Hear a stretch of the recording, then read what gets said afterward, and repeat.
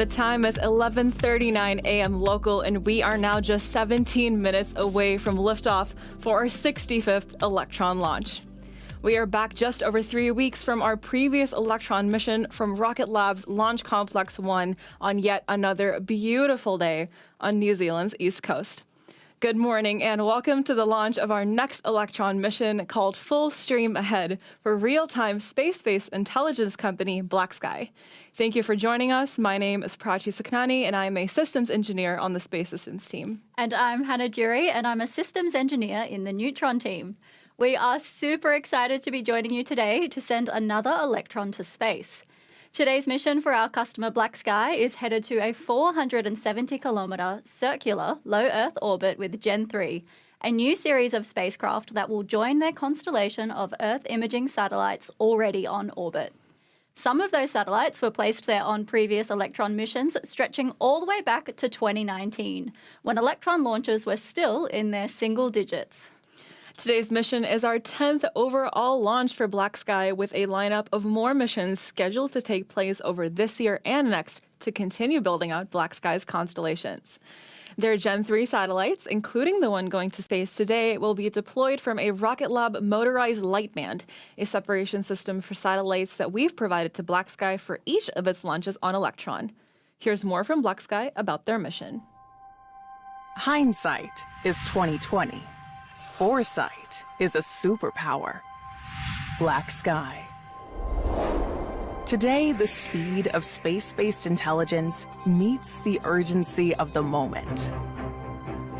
Unexpected events around the globe suddenly and dynamically alter relationships with allies and adversaries, force rapid national security decisions, and impact the health and safety of entire populations. That's why BlackSky is relied upon to be fast, focused, and flexible. Immediate insights are only possible when monitoring is both very frequent and very fast. Our unconventional satellite orbits and AI-driven automation help you get answers in minutes. It's real-time tactical intelligence that rapidly pinpoints changes, patterns, and anomalies. Intelligence only matters when it's deeply relevant to you. This is the industry's only purpose-built platform for dynamic monitoring, not static mapping. It's powered by multiple inputs in space, online, and on the ground. And to enhance the relevance of your outputs, data is automatically analyzed at machine speed. Our platform is flexible and highly intuitive, even easy to master.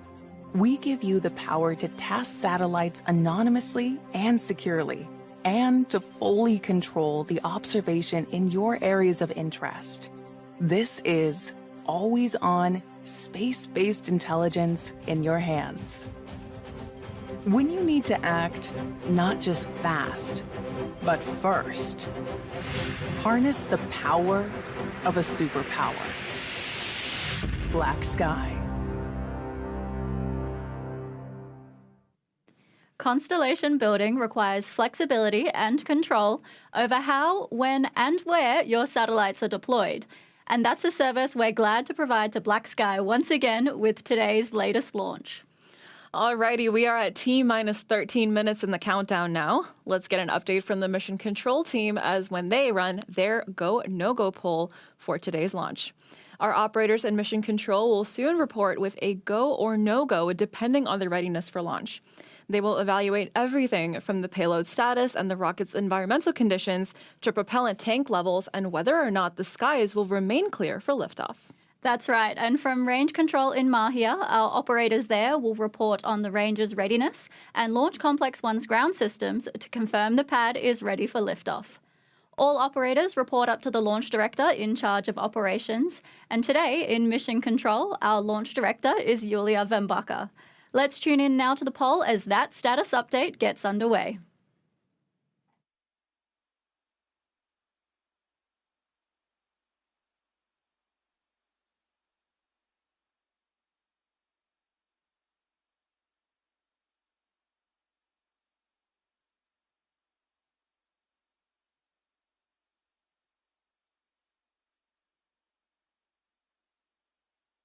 And to all operators, LDL mission code. We are proceeding now with the go, no-go sequence. Stage.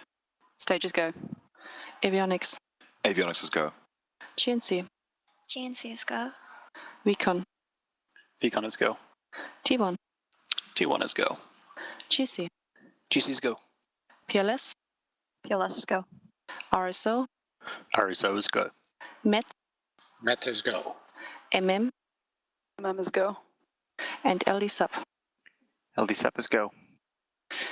The go, no-go sequence is complete. We are currently T-minus 11 minutes and 24 seconds and counting. We are go for the terminal count auto sequence at T-minus 10 minutes. From this time, the freebird procedure is in effect.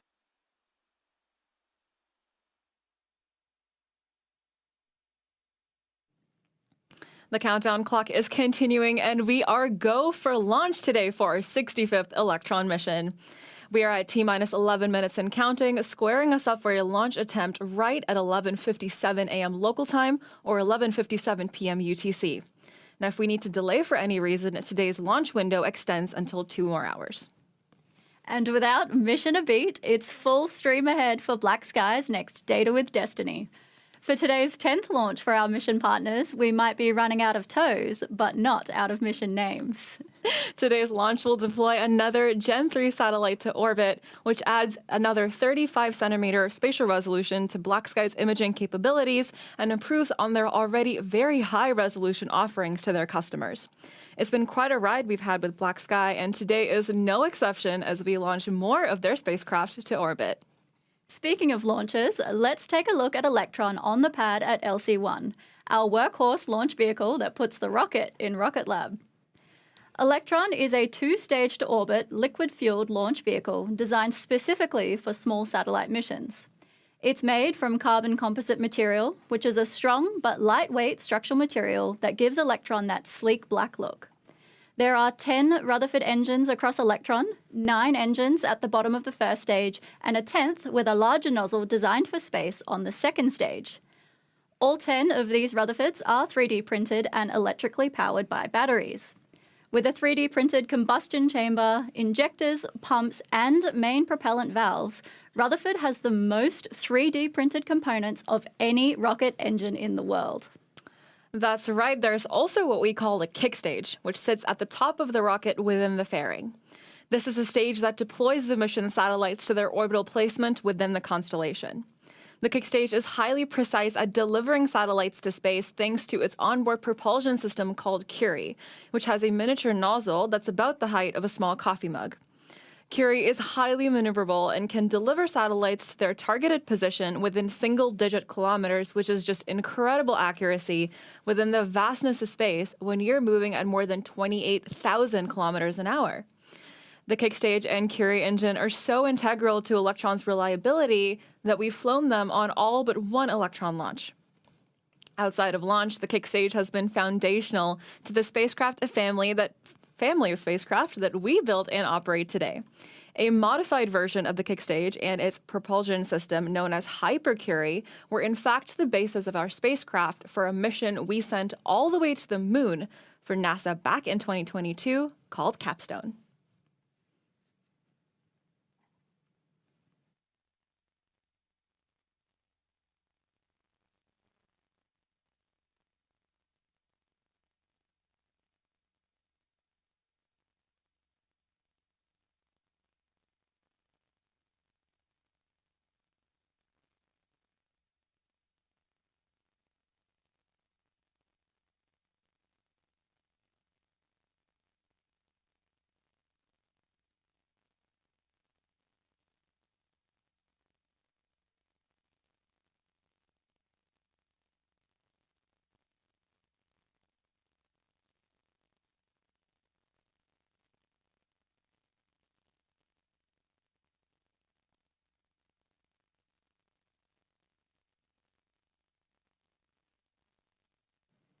"65 launches in, and we never get tired of checking out these views of Electron. We have now just 7 minutes left on the countdown clock. While we wait, let's check out the progress of our newest launch and landing pad under construction on the opposite side of the world in Virginia. Launch Complex 3 within the Mid-Atlantic Regional Spaceport on Wallops Island will soon be home to our medium-lift rocket Neutron.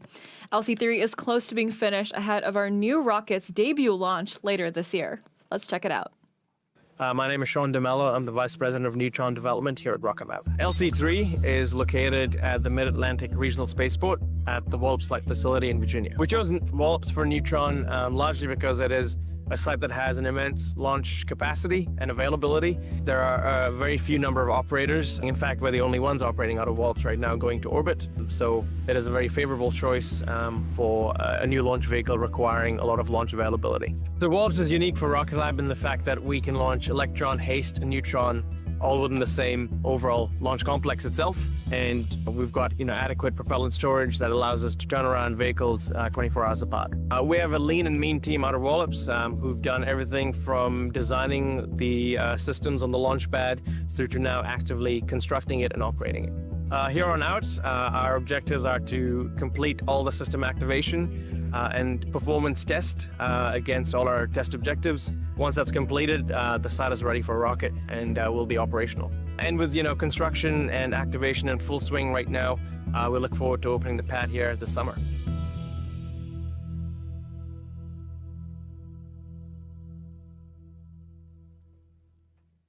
Things are looking great on the Eastern Shore with LC-3, and hopefully you were able to catch that quick view of our second Electron launch site, Launch Complex 2, that sits right next door to Launch Complex 3. I can't wait for the day we have both pads activated and 2 rockets ready to go at the same time from Wallops Island, Virginia. That's the dream. Right now, though, back to New Zealand, where we are getting closer to liftoff with our partners at BlackSky. We are now just in the final moments of the count, with only 5 and a bit minutes remaining until launch. Soon, our launch operators will be checking in with the near final status updates. From T-minus 2 minutes, the first call will be to confirm that Electron is on internal power. This means the rocket is circulating its own power supply instead of drawing from an external source. The call-out also means that Electron's flight computer has taken over the countdown and is handling the final pre-launch procedures, ensuring precise timing and coordination for liftoff right at that T0 mark. The next call-out will be to talk about AFTS, which is our Automated Flight Termination System. This means that the rocket's guidance system for launch safety is activated and its telemetry systems are verified to be transmitting data accurately to mission control. After that, we can expect to hear confirmation that Electron's liquid oxygen propellant loading is complete and that the system is in circulation inside the vehicle. Soon after that will come the call that Electron's tanks are pressed for flight. This means the system is fully pressurized and ready for launch. Then you'll hear high-flow engine purge is enabled. By this stage, Electron's Rutherford engines are primed and ready, and final actions are taking place to ensure they'll ignite right on time. Next, the launch director will remind operators of our position in the countdown, usually at around 20 seconds to launch, before speaking again to count down to liftoff from T-minus 10 seconds. Then we'll be on our way to space for our 65th launch. All right, we're bringing up the audio channels now for Mission Control to listen into that countdown in real time, and we'll be back with you shortly after liftoff.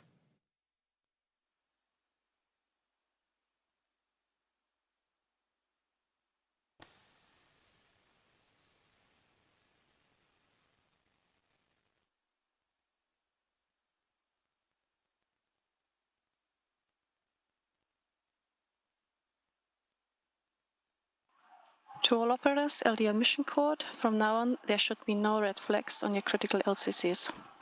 Recon LD on mission code. LD Vicon. Recon lock the auto sequence and confirm. Auto sequence is locked. And Recon confirm all flight computer ASCIIs are green. Confirmed. To all operators, we are go for auto sequence start at T-minus 2 minutes. LD is go for launch.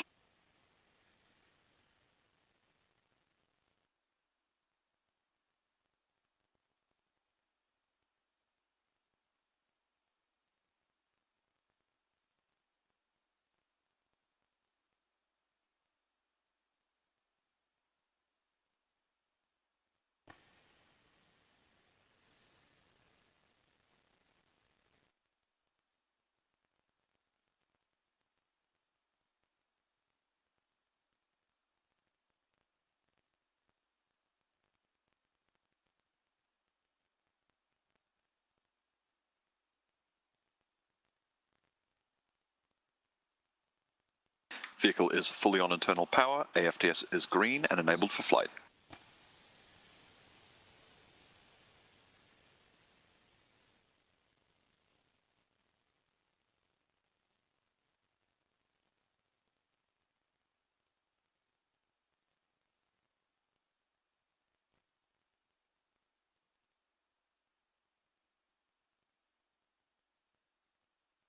Box load is complete. System is in recirculation.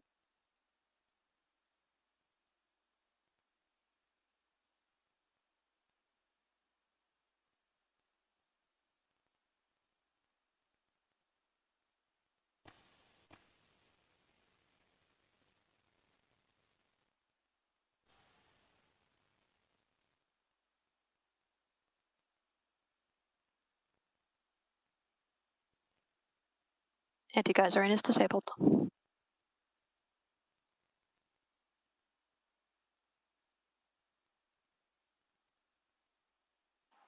Stage 1 and Stage 2 tanks are pressed for flight. High flow engine purge enabled.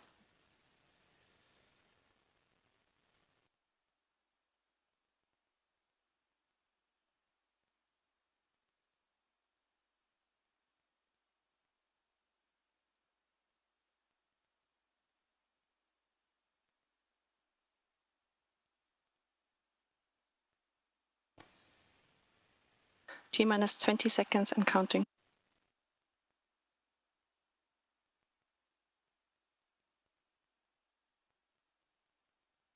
10, 9, 8, 7, 6, 5, 4, 3, 2, 1.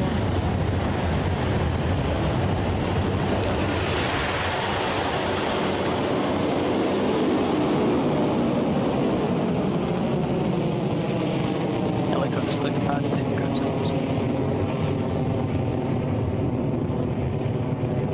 Beginning pitch over.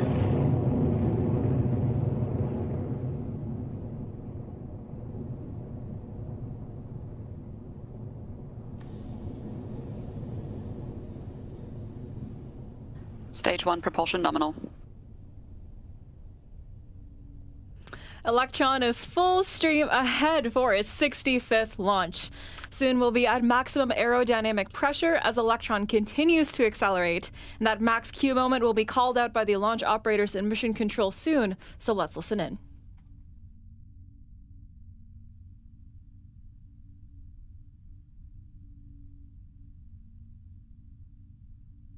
Electron is supersonic. Approaching max Q. High voltage battery discharge nominal.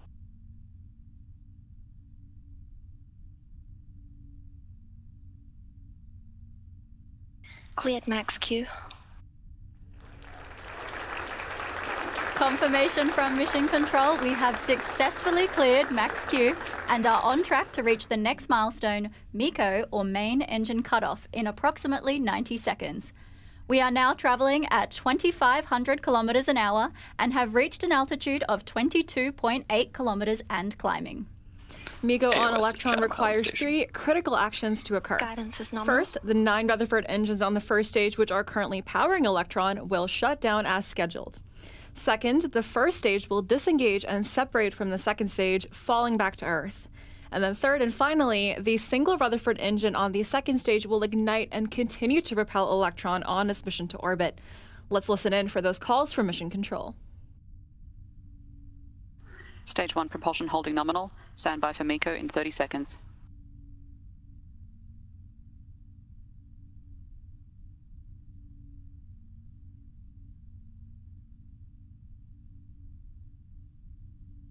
"15 seconds to staging.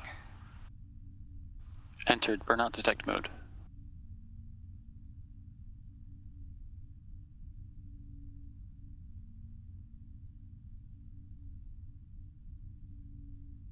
MECO confirmed.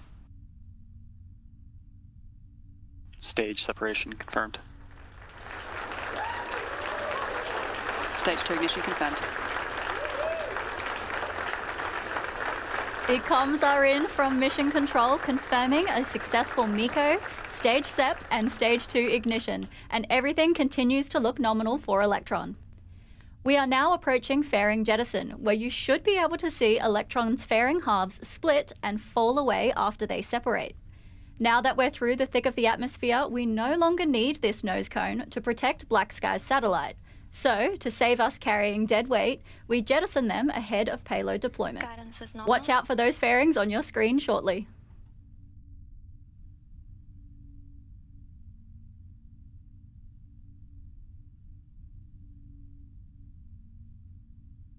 Fairing separation confirmed.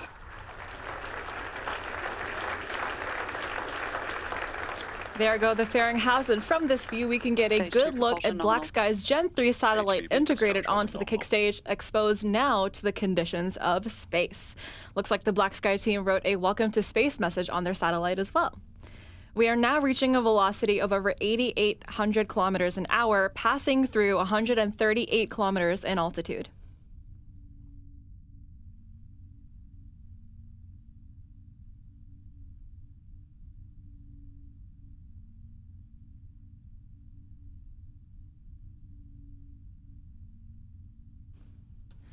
We've talked about how Curie is famous for its spot-on payload delivery, but what about the journey there? That's where our GNC, or Guidance, Navigation, and Control team, comes in. The GNC system onboard Electron processes a continuous stream of sensor data about the rocket's attitude or orientation, its altitude, and a whole bunch of other things right to the flight computer, which checks how far off we are from the planned flight path and makes tiny adjustments via the Rutherford nozzle positions and the Stage 2 reaction control thrusters. Stage 2 propulsion holding nominal.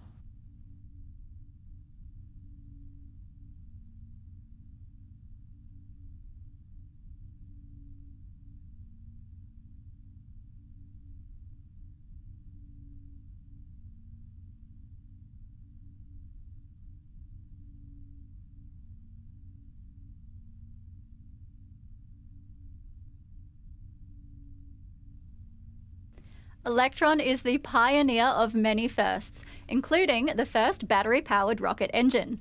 The batteries powering the engine on your screen are our third-generation high-voltage batteries, or HVBs. The batteries were redesigned from the ground up, including new cells, internal and external structures, and internal logic, but have been made to be a fit-in replacement for the previous high-voltage batteries. Much like a lot of Electron, the external structure is carbon composite and keeps the batteries pressurized because of the high voltage inside. The batteries also have better performance, meaning we now need fewer on stage 1. And now it's time for a power shuffle with the hot swap of those Gen 3 HVBs up next.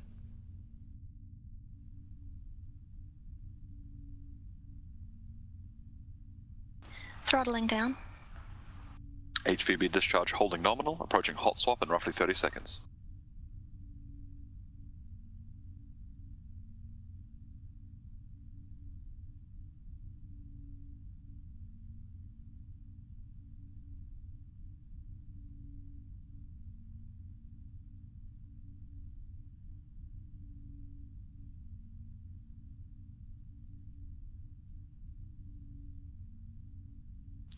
Hot swap successful.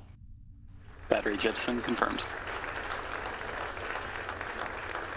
Stage 2 Mission propulsion control holding there nominal. with confirmation of a successful hot swap.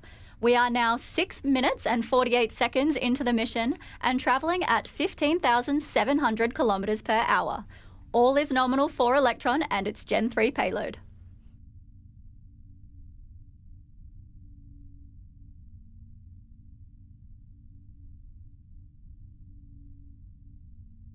HVB discharge holding nominal.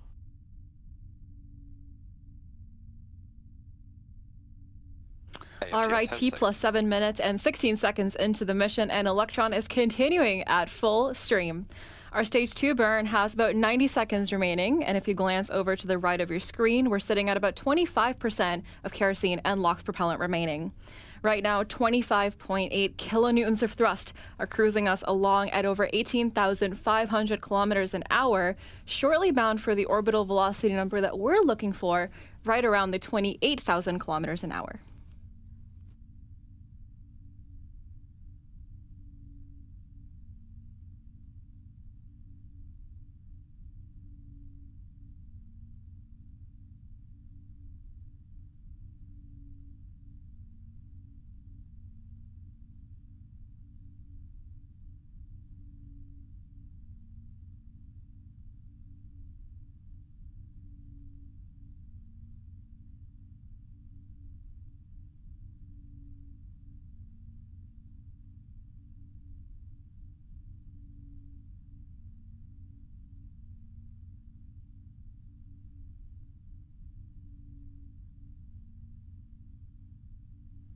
A quick speed and altitude burnout check for the stack mission. We are now reaching 23,000 kilometers per hour with an altitude of 205 kilometers and climbing. That means we're nearing the end of the second stage's journey with second engine cutoff on the horizon. During SECO, the single Rutherford engine will shut down, followed by the separation of the kick stage with its BlackSky payload into a transfer orbit. Let's listen out for that call now.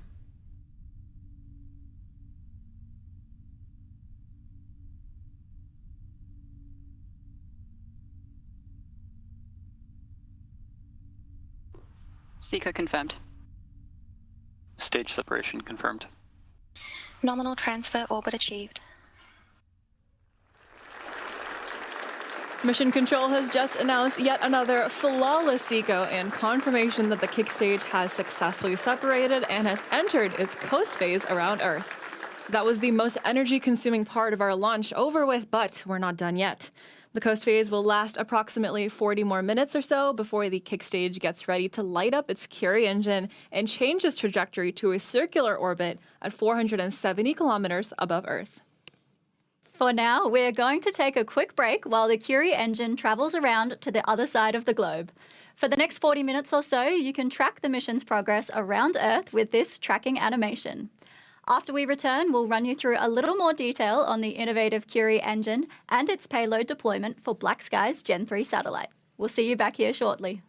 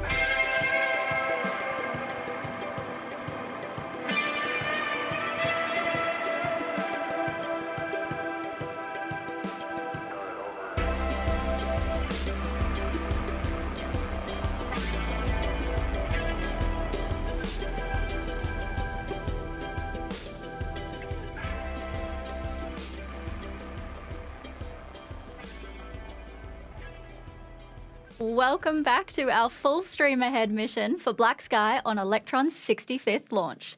Today's mission soared into the skies at 11:57 local time from Launch Complex 1, Pad B, just 47 minutes ago. Electron breezed through all of the usual launch milestones like max Q, MECO and stage separation, battery hot swap, and then SECO and kick stage separation from the second stage, placing the kick stage and its payload into an elliptical transfer orbit of Earth. The team in Mission Control are eagerly waiting the next milestone, which is Curie engine ignition. We've got a burn of just under 3 minutes today, and then 45 seconds later, we'll have Curie shutdown and then payload deployment of BlackSky's Gen 3 satellite. Ignition should be coming up in just a few moments, so let's throw it over to Mission Control and listen for them.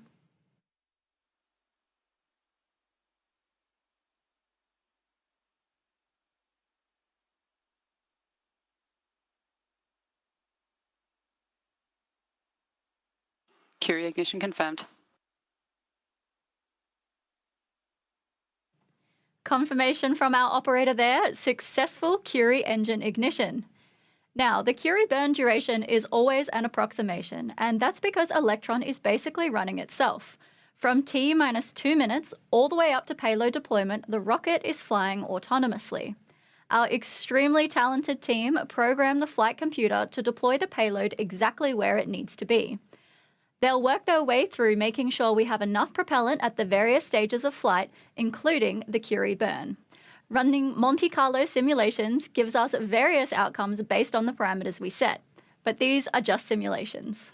Curie cutoff happens precisely when it needs to, which today is approximately 51 minutes and 29 seconds after launch.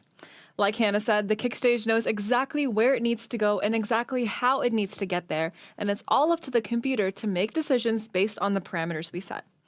While today Curie will demonstrate our pinpoint accurate payload deployment record, it's been a very busy engine recently, proving out our spot on re-entry missions with our Pioneer spacecraft, providing a perfect round trip to space. It was our second developed engine, also 3D printed like the Rutherford, and it joins our full lineup of 3D printed engines along with the newest addition, Archimedes. You might recognize a trend here. All of our engines are named after famous physicists. All right, there's not long to go now in this kick stage circularization, so let's check back in with Mission Control.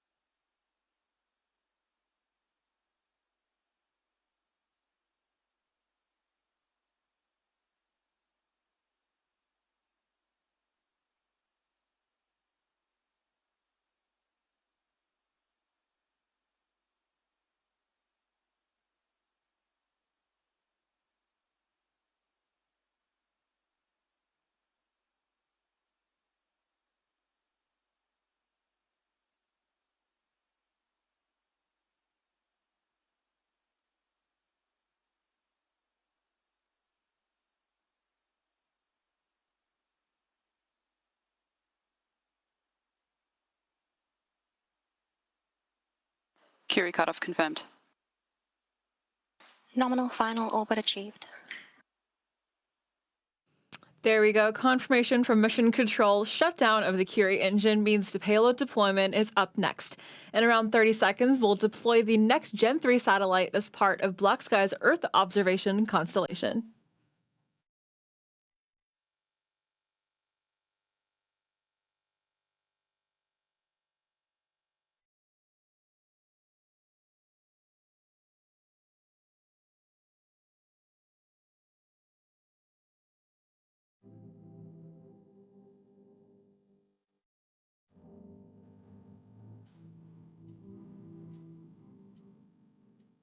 Payload Gen 3 Unit 2, deployment confirmed.